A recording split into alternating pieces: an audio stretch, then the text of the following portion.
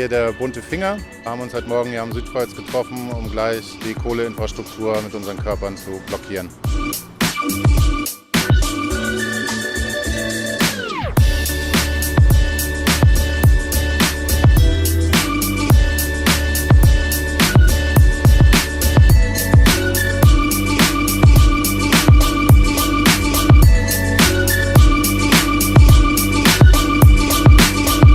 Der bunte Finger ist völlig ohne Probleme hier an seinem Ziel angekommen. Wir blockieren hier die Kohleinfrastruktur.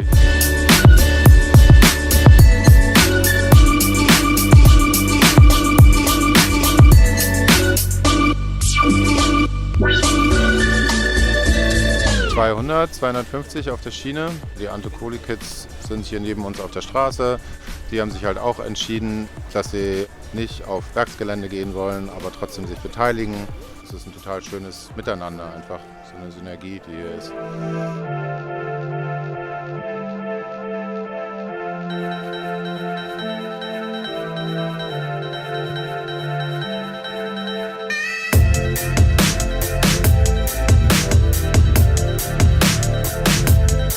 Bei uns die letzten 2 Sommer waren sehr heiß, da sind die Menschen schon sehr nervös geworden. Aber wie das dann halt wirklich ist, wenn Ernteausfälle passieren, Überschwemmungen, dann macht mir das große Sorgen, weil das mitunter halt sehr viele Menschen betreffen wird. Ich habe in Griechenland auf Lesbos gearbeitet, zunächst in der Seenotrettung und so einen ziemlich krassen Eindruck davon gekriegt, wie das ist, wenn Leute ihre Heimat verlassen müssen. Parallel habe ich eben von Ende Gelände gehört. Ja, war sehr begeistert auch von den Strukturen, die es hier einfach gibt, von der Hierarchiefreiheit und auch von dem Versuch, einfach ein anderes Miteinander zu leben. Und das hat mich letztendlich auch hier zum bunten Finger geführt, Menschen das zu ermöglichen, an dem Protest teilzuhaben, Menschen, die halt nicht in Gruben klettern können oder über Zäune springen.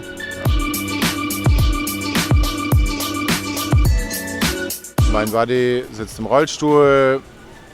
Ich kenne sie eigentlich auch schon das ganze Leben lang, bin einfach total begeistert, wie sich mein Buddy auch hier engagiert und einbringt.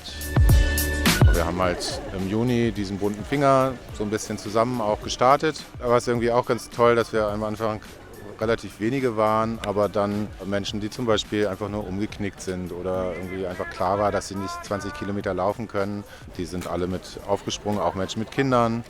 Und dadurch war das Bild im Sommer auch richtig bunt. Ja.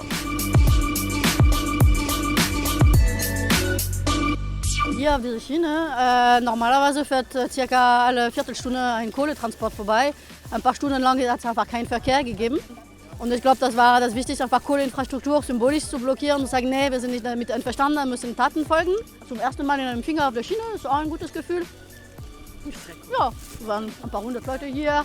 Da waren Leute in den Gruben, da waren Leute an anderen Stellen auf den Schienen. Ich kriege erst heute Abend mit, was richtig so los war.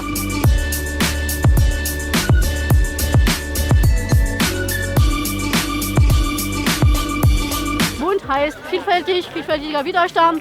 Ich meine, die Lösungen zur Klimakrise müssen vielfältig sein. Widerstand funktioniert wie eine Kette. Ja? Und wenn ein Glied fehlt, dann funktioniert der Widerstand nicht. Also das möchte ich betonen, wir sind alle genauso wichtig. Und wenn einer fällt, dann funktioniert das nicht.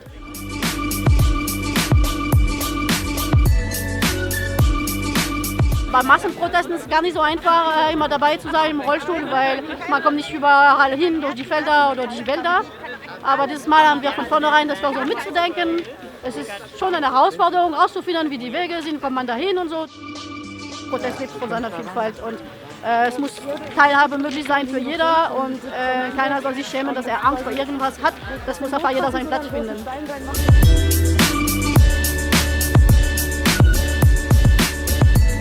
Rechte muss man tatsächlich im Alltag erkämpfen. Das ist in allen Bereichen so. Es ist mir schon mal passiert, nicht nur so Kohlezüge oder Atomtransporte zu blockieren, sogar normale ICE neulich, weil ich mit einem Rollstuhl nicht in den Zug einsteigen durfte, weil das Behindertenklo kaputt war. Habe mich einfach in der Treppe hingesetzt und gesagt, ja, nö, ich steige trotzdem mit ein. Und ich kämpfe für Barrierefreiheit, aber auch für andere Klima, Anti-Atom, alles, was, denke ich, für eine bessere Zukunft sinnvoll ist.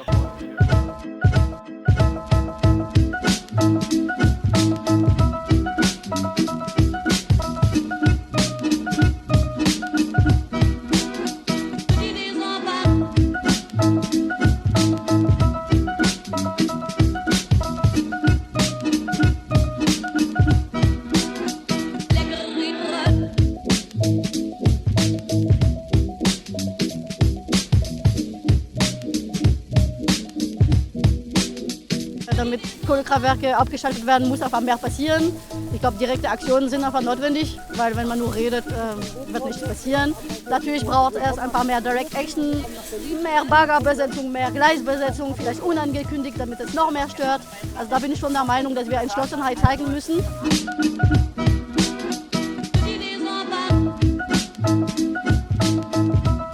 Wir müssen auch darauf achten, dass alle sicher hinkommen und alle sicher nach Hause kommen. Deswegen sind wir gerade am Überlegen, ob wir die Aktion zusammen beenden. Auch weil ein paar Menschen, die uns nicht sehr wohlgesonnen sich zusammenrotten.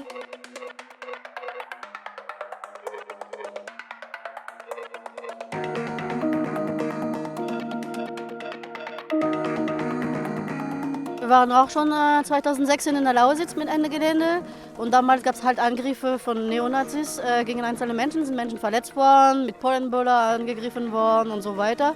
Und deswegen haben wir dieses Jahr ein Konzept, wo wir uns selber schützen. Da gibt es Menschen, die umstehen, die uns schützen und die Gefahrlage einschätzen, um die Sicherheit von allen zu gewährleisten. Wir haben beschlossen, vor Einbruch der Dunkelheit hier geschlossen Schluss zu machen, damit wir auch einen Schutz haben gegen möglichen Angriffen, gegen mögliche Gewalt, damit jeder sich sicher fühlt.